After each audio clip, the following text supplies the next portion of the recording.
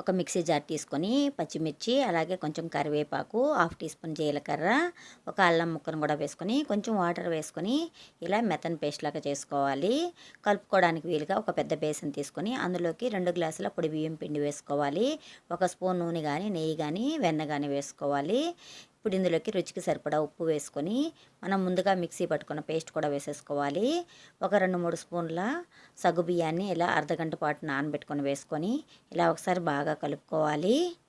ఇప్పుడు ఇంత సాఫ్ట్గా ఉండాలండి పిండి అనేది.